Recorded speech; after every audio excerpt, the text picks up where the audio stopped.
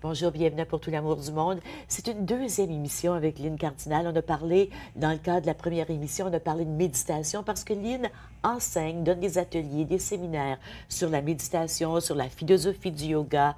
Elle est aussi hypnothérapeute. Elle a passé 15 ans de sa vie dans l'Himalaya où elle a obtenu un doctorat en philosophie orientale. Elle connaît le sanskrit, elle s'en sert dans ses enseignements.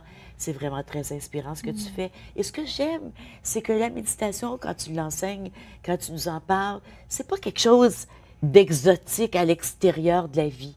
C'est ancré dans le quotidien. C'est pour nous aider à être bien, à se sentir libre, à se ressentir un bien-être.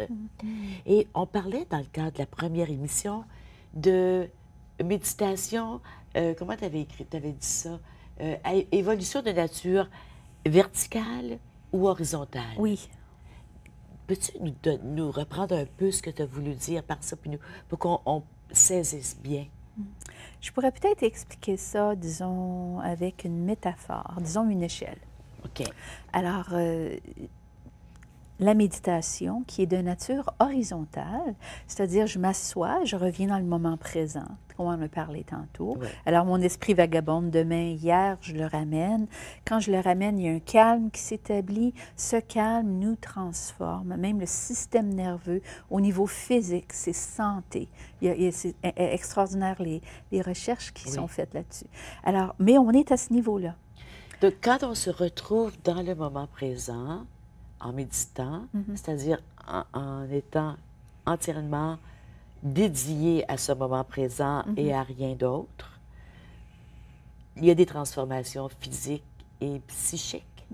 Définitivement, c'est des transformations. Et ça, on le voit. Quelqu'un qui médite de façon régulière, à chaque année, on voit qu'on est mieux.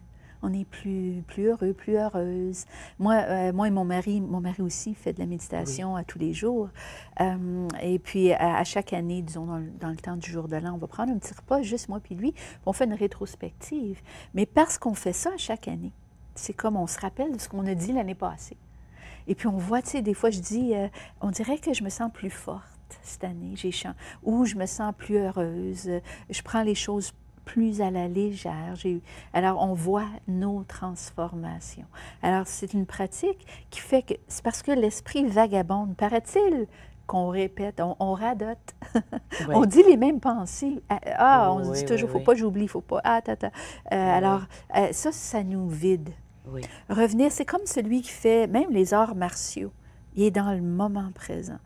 Si quelqu'un marche sur la rue, puis, mettons, sur un trottoir, puis quelqu'un nous pousse, on tombe, on dit « Hey, tu m'as poussé », parce qu'on marche, mais on pense à demain. Celui qui fait les arts martiaux est vraiment présent. Il marche, il voit la main, il fait ça, puis il peut se défendre. Parce qu'il est présent. Quand on est présent, on est ancré, on a une profondeur d'être, on peut s'épanouir. Puis le stress ne nous affecte pas de la même façon. Alors même s'il y a une suractivité au travail, on a la capacité de composer avec ça. Bien, ça, on le prendra quand ça arrivera. Oui, on fait de notre mieux. Oui. Au lieu de, encore une fois, la répétition, « Ah, faut pas, j'oublie, faut pas, j'oublie ». Puis là, on devient stressé. Et le stress, c'est très sérieux. Ça engendre des maladies physiques qui sont très sérieuses. Oui, puis on s'inquiète pour quelque chose qui n'est pas arrivé, qui Souvent. n'arrivera peut-être pas. Ou qui va peut-être arriver, je vais peut-être perdre ma job. Mais pourquoi m'inquiéter Tout de suite, je tout t'ai de pas perdu. suite? Puis si je vais la perdre, je vais la perdre. Ben oui. Là, je vais faire autre chose. Je vais Oui. trouver peut-être que... C'est toujours moins pire quand ça arrive, ces choses-là, de toute façon. Tu sais, Oui, peu importe ce t'as que raison. c'est en y pensant puis en appréhendant, on empire les choses, on empire la situation. Donc, la méditation nous permet d'être bien, de se reposer à l'intérieur de soi, Ah oui. de se reposer. Et c'est quelque chose... Combien de temps tu recommandes aux gens de méditer, puis à quel moment dans la journée? On commence d'habitude par 20 minutes par jour.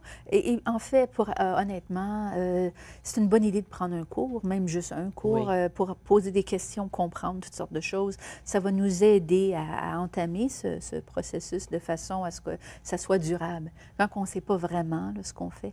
Mais disons, on commence par 20 minutes. Quelqu'un qui médite de façon régulière, c'est à peu près 1 heure par jour. Et puis après, si on est plus avancé, ça peut être plus.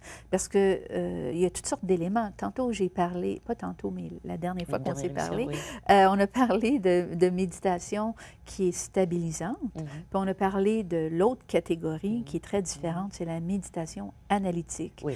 Alors là, quand on est plus avancé, on peut explorer des sujets beaucoup plus subtils, de nature philosophique. Oui. Mais ça commence par la méditation stabilisante, parce qu'il y a une suractivité mentale. C'est comme le lac qui se calme. C'est comme si notre tête, c'est un lac rempli de vagues avec beaucoup de vent, puis beaucoup d'action et d'activité. Puis là, tout à coup, on le calme, puis on se repose en soi. Exactement. Alors donc, on revient au niveau de la méditation qui est horizontale, on revient dans le moment présent. Là, on a accès à l'échelle dont je parlais tantôt. Oui. On peut monter l'échelle, on monte sur une marche, mettons. Alors là, tout de suite, on a une vue d'ensemble différente, comme une vue, un petit panorama différent. Ça veut dire quoi, ça? Ça veut dire que je peux aller au-delà de mon ego. On parlait tantôt de l'ego. Quand on commence, ben tu sais, l'ego, il est là parce que l'ego, c'est notre survie, c'est pas mauvais. C'est l'ego qui dit, ben enlève-toi, il y a une voiture ou quelque chose comme ça, enlève-toi de la rue. Mais l'ego aussi nous alourdit notre existence, nous fait faire des faux pas, toutes sortes d'affaires. Alors, quand on monte d'une marche, on commence à avoir... L'ego se relaxe. On ressent plus les autres avec compassion. On est plus heureux, on est bien, on a une plus grande capacité d'aimer sans juger. Et puis, plus on monte les échelons, plus on évolue à ce niveau-là. Ça fait de sorte que, je disais tantôt, d'année en année, on dit « Ah, j'ai changé, mon mari puis moi, on se dit ça, tu sais. Et puis c'est vrai, c'est extraordinaire. Parce que tu te rappelles de mon histoire où je te disais, il y avait quelqu'un qui était décédé, puis je m'étais promis de vieillir dans la sagesse. Vieillir dans la sagesse, ça veut dire je monte les échelons. J'ai plus de sagesse, d'amour, de compassion. Si je reste au niveau de l'ego, là, j'ai des traumatismes, puis l'ego, il se défend. Puis là, on dit des choses qu'on regrette, puis on est pogné dans ça. Alors, c'est bon, ça commence par le moment présent. Ça commence aussi dans le moment présent de cette nature horizontale. Il y a le passé, puis il y a le futur. Mais je ne veux pas le dénier, le renier. Mon passé est là, mon futur est là. Je peux aller au-delà, puis m'émanciper, mais je ne peux pas renier si, quand j'étais jeune, j'ai vécu une expérience qui m'a traumatisée. Ça, je vais traîner ce traumatisme toute ma vie, à moins que je travaille dessus. Alors là, il y a un concept thérapeutique. On a parlé d'hypnothérapie, entre autres, par lesquels on peut... Qu'est-ce que tu fais avec les gens qui viennent et qui ont des traumatismes? Puis en fin de compte, probablement que tout le monde en a quelque part, hein? Je veux dire, la vie n'est pas parfaite pour personne. On a tous... Nos parents n'étaient pas parfaits, nos grands-parents n'étaient pas parfaits. Donc, on traîne en quelque part avec nous des problèmes... Pourquoi il y en a que ça affecte plus que d'autres?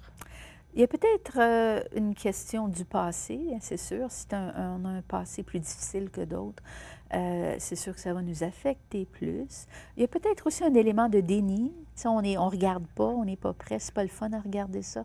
Disons, admettre que j'ai de la fierté, que je suis arrogante ou je sais pas quoi, que j'ai peur. C'est pas facile. Mais par contre, admettre que j'ai peur, déjà, c'est le début d'une transformation pour se libérer de ça. Parce que quand je suis sous ça, là, sous la force de la peur, je fais des mauvais choix. Quand on est anxieuse, on a de la misère à conduire la voiture. Tu sais, il y a des séquelles. On donne des conférences, on est anxieuse, on peut presque pas parler. Alors, se libérer de notre traumatisme, c'est essentiel. Mais est-ce que c'est possible, mettons que je connais des enfants, puis je vois que les enfants vivent des choses différentes, difficiles. Est-ce que on regarde ces enfants-là, puis on se dit, ah, pauvre petit, il y a un traumatisme, il va falloir qu'il attende plus tard que peut-être il va rencontrer quelqu'un qui va lui montrer à méditer pour se défaire de son traumatisme. Ou si c'est possible pour l'enfant, est-ce qu'il y a des enfants qui réussissent à se défaire de ces traumatismes-là? Est-ce qu'il y a des attitudes, des comportements à enseigner aux enfants et aux jeunes? Parce que je pense que c'est beau parler des adultes, Mais il faut éduquer nos enfants. Ah oui, ce serait extraordinaire. Juste simplement d'introduire le respect pour nos émotions, de Oui, respecter nos émotions. Et puis, ça prendrait aussi un thérapeute qui a la compétence de respecter l'enfant. Parce que j'ai des clients qui m'ont dit, quand j'étais jeune, ma mère m'amenait voir des thérapeutes, puis je détestais ça. Hein? Alors, ça peut c'est traumatiser ça, là. encore C'est plus pas parce l'enfant. que c'est des... Écoute, moi, je me dis, Mm, dans n'importe quel milieu, il y a des charlatans. Il y a des thérapeutes qui sont très bons, puis il y a des thérapeutes qui sont moins bons. peut-être un peu moins bon. Puis je veux pas dénigrer personne, là, Oh, ouais. mais je pense qu'il faut vraiment se fier à comment je me sens parce que je connais beaucoup de gens qui sont allés voir des différents professionnels dans tous les domaines Oui, exactement. et qui se retrouvent en pire état qu'avant de Oh débuter. là là, oui, oui. Alors, c'est ça. Donc, Peut-être que le thérapeute a une compétence à un certain niveau, mais oui, pas à ce niveau-là oui, aussi, tu sais. oui, Alors, il faut respecter ça. Par contre, comme tu disais tantôt, si on pouvait au moins enseigner aux enfants de respecter leurs émotions et d'être à l'écoute de leurs émotions dans le respect, alors déjà, ça serait avantageux. Mais c'est pas toujours le cas. Alors, c'est correct, on est fort, puis souvent, on apprend à avoir de la résilience. Hein, oui, c'est vrai, nos défis oui, peuvent en nous rendre effet. forts, mais à un autre niveau aussi, ce traumatisme fait de sorte que dans une certaine situation, comme mettons si mes parents se seraient divorcés, puis que ça aurait été une situation très, très, très difficile, pas agréable, ou se crier après, tout ça, Oui, possiblement que l'enfant, en tant qu'adulte, va avoir des difficultés dans ses relations parce qu'il a juste connu du négatif. Alors là, c'est beau dire je veux prendre du recul face à ça, mais il faut explorer ça pour apprendre à réaliser que ce qui m'est arrivé dans le passé, c'était pas de ma faute. oui, Tu sais? oui, Alors, il y a toutes sortes de oui, principes pour oui. laisser aller puis se retrouver. Et avec tes clients, Lynn, tu fais ce cheminement-là à travers l'hypnothérapie? Exactement. Alors, avec mes clients, quand je les vois, on fait soit ce qu'on appelle de la progression. À partir de maintenant et dans l'avenir, je donne des conférences où je passe mes examens en français. Je vois beaucoup d'employés du Oui, gouvernement et je les aide à se détendre, à se centrer et c'est très efficace. Ça, on appelle ça la progression. C'est à partir de maintenant et dans l'avenir, bon, je me sens mieux. La régression, c'est guérir le passé et laisser aller. C'est pas analyser, non, c'est pas revivre. non, On utilise oui. l'imaginaire, mais avec des éléments qui sont vrais. OK. On va aller à la pause. Au retour, tu m'expliques ce que tu veux dire. On utilise l'imaginaire avec des éléments qui sont vrais pour aller guérir le passé. Reste avec nous. On revient tout de suite.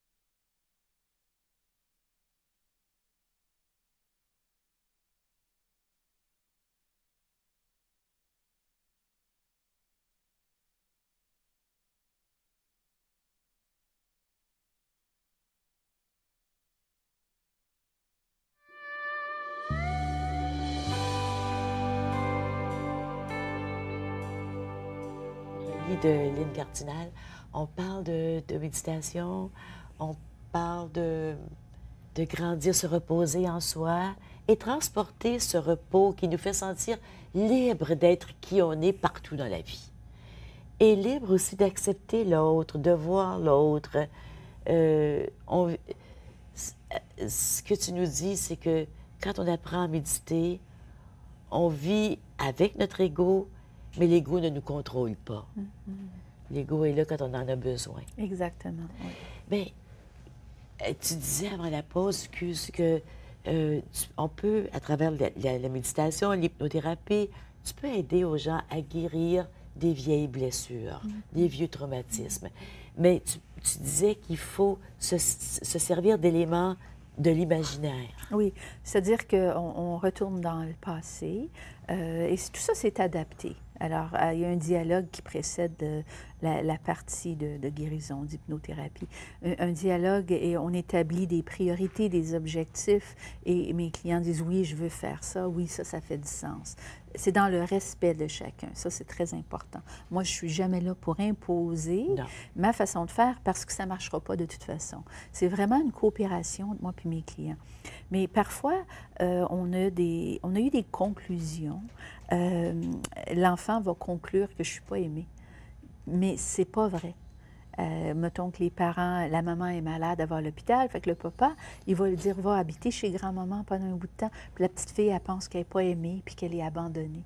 Ça peut être un traumatisme à vie. Ah bien oui, c'est sûr. Puis pourtant, elle était aimée, puis le papa y allait à tous les jours, mais elle pensait qu'on l'abandonnait, qu'on l'avait donné. Puis la maman était disparue parce qu'elle était à l'hôpital. Alors ça, on retourne dans le passé. Ça produit souvent ça. Exactement. Oui, alors, on retourne dans le temps pour que le papa ait un dialogue avec l'enfant. Puis, on a toutes sortes de techniques pour faire ça, pour dire à l'enfant, je t'ai toujours aimé, est-ce que tu comprends? L'adulte, uni à l'enfant en soi, fait de sorte que l'enfant comprend. Et ça nous libère d'un fardeau. Dire que dans mon enfance, je n'ai pas été aimée, parce que mon enfance, c'est ma base. Oui. C'est la base avec laquelle j'évolue. Si j'ai une base qui est un petit peu chambranlante... C'est la fondation de la maison, là. Alors, toute ma vie, je vais être comme ça. Alors, quand on guérit la base, on guérit le reste. Oui. Oui, c'est vrai. C'est tellement, tellement vrai, puis tellement... C'est tellement touchant, ça, de penser à ça. D'où l'importance d'observer nos enfants. Oui. Et quand on retourne dans le passé, souvent, ça fait monter des émotions. Il y a des larmes qui montent parce que le passé n'est pas le passé, parce qu'il est encore vivant en nous. Alors, c'est facile d'y accéder, mais c'est justement pour ça qu'on peut se libérer. On peut changer un petit peu notre l'angle. Oui. Tu sais, on peut voir ça différemment. Oui. Puis il y a différentes façons de le faire aussi. Moi, j'aime aussi Eckhart Tolle qui parle de regarder ce qu'il appelle, lui, le pain body, le corps de douleur, le corps de souffrance. Mais parlons aussi, dans ton livre, L'art de la méditation, que je vais vous montrer tout de suite, qui est un livre que vous pouvez obtenir en allant sur le site web de Lynn. C'est Kevalia. C'est ça. Vous l'avez présentement à l'écran, K-A-Y-V-A-L-Y-A. Excuse-moi, c'est K-A-I. K-A-I, excuse. V-A-L-Y-A. Je lis, puis tu lis à l'envers. C'est K-A-I-V-A-L-Y-A. Ouais. Ça veut dire... Universalité, l'union, l'unité dans la multiplicité. Une vie universelle. On est tous ensemble, une grande famille. Alors, Kevalia, c'est .ca, et vous pouvez acheter le livre L'art de la méditation, un livre que je recommande à tous les gens qui veulent méditer, qui veulent comprendre aussi l'essence de la vie, l'essence de qui on est, qu'est-ce qu'il y a derrière, qu'est-ce qui est avant, le souffle. Tu parles beaucoup du souffle, le souffle qui est l'énergie vitale. Souvent, on voit des gens qui ont commencé à méditer, qui ont fait du travail sur soi, à un moment donné, qui commencent à nous dire qu'eux savent, puis que nous, on ne sait pas, et puis qu'ils vont nous enseigner.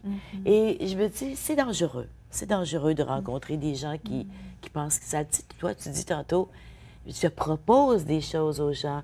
Les clients choisissent ce qu'ils veulent à compter à partir de leurs expériences, de là où ils veulent se rendre. Oui. Mais est-ce que c'est pas un peu dangereux d'avoir trop de gourous et de maîtres dans une société comme celle-ci? Il faut apprendre à discerner. Alors, reconnaître lorsqu'une personne a trop d'autorité, une autorité absolue, moi je sais tout. Moi, quelqu'un qui me dit que je suis parfait et je sais tout, oups, je suis partie. Oui. Je ne reste pas dans cette pièce-là. Parce que moi, je pense qu'il faut être humble et puis j'ai l'impression qu'on va toujours apprendre. Alors donc, puis aussi en plus, le respect de l'évolution de tous et chacun. Quand on prend une trop grande autorité, ça génère de la dépendance, puis aussi des manipulations. Alors, il faut faire attention. Ça veut dire quoi? Bien, essayer de ressentir, puis même écouter le ton de la voix. Est-ce que c'est quelqu'un qui me respecte ou c'est quelqu'un qui se prend un petit peu trop pour un autre? Des fois, c'est impressionnant. C'est une personne, elle a l'air à tout savoir. Et puis, c'est comme la personne parfaite, le sage qui sait tout. Ça, c'est très attirant. Mais honnêtement, moi puis toi, j'en ai jamais rencontré de personnes parfaites. Non. Même s'il y en a beaucoup qui se disent parfaits. Qui se pensent parfaits, qui pensent qu'ils savent tout. Mais ils ont des choses des fois à offrir. C'est sûr, j'apprends, j'ai pris beaucoup de formations, mais de là à vraiment se laisser influencer par des individus qui se disent supérieurs.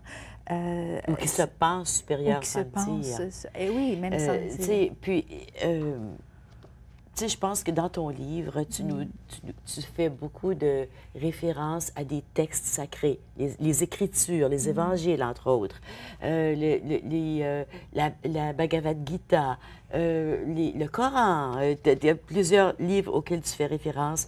Tu nous cites beaucoup de gens. Écoute, je viens d'ouvrir, c'est Einstein qui est cité ici. Et je vais vous lire, ça dit « On ne peut résoudre un problème en utilisant le même type de pensée que celui qui l'a créé. » Donc, tu nous cites le très beau mantra, je ne sais pas si c'est un mantra de Mère Teresa sur la vie. Donc, tu nous invites de plusieurs façons à réfléchir ou à aller chercher des choses qui collent à notre personnalité, à là où on veut se rendre. Tu nous racontes des anecdotes et je pense que c'est comme ça qu'on aime apprendre à partir de toi, ce que tu as à offrir, mais quand tu nous mets en contact avec plusieurs choses aussi. Est-ce qu'il y a un personnage, une personne dans l'histoire, que ce soit fictif ou non, qui t'inspire plus qu'une autre? Mon cheminement à moi fait de sorte que je pense que ça serait les textes sanscrits que j'aime beaucoup. Mais là, ça remonte à 3 000 à 4 000 ans. C'est des anciens textes. On y retrouve une finesse, une clarté qui est vraiment transformatrice. Ça nous transforme. Par contre, il y a des auteurs contemporains, des conférenciers, qui m'ont beaucoup inspirée. Ken Wilber m'a beaucoup inspiré. Thomas Hübl m'a beaucoup... Qui? Thomas Hübl, Oui. qui est un conférencier, m'a aussi beaucoup inspiré.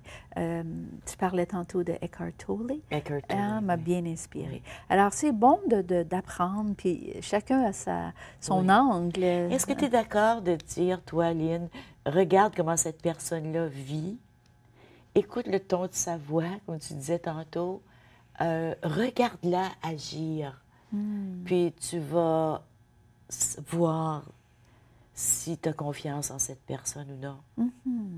Et puis, disons qu'on rencontre quelqu'un qui peut nous inspirer beaucoup, mais à un certain moment donné, on a l'impression de plafonner peut-être, ou on va voir ailleurs un peu, ou des fois, on réalise des choses qu'on aime moins. Il y a peut-être cet individu, on parle de ligne de développement. Oui. Si on mettait un diagramme, quelqu'un peut être développé de façon intellectuelle, par une belle grande ligne, mais au niveau des codes d'éthique, c'est pas développé. Alors, si tu veux une personne qui est ou spirituelle, qui a la capacité de créer des états de méditation qui nous transforment, qui nous touchent, qui nous bouleversent, qui nous aident. Mais si cette personne peut faire ça. Il ne faut pas l'oublier, oui, elle est bonne dans ça, mais son code d'éthique n'est pas correct, puis elle veut de l'argent ou il y a des abus de toutes sortes. Alors là, ça, c'est pas correct, c'est inacceptable. Alors, on dit, ben là... Des fois, ça peut prendre un certain temps avant de s'en rendre compte. Exactement. Ça ne veut pas dire qu'on n'a rien appris de cette personne-là. On peut avoir appris beaucoup.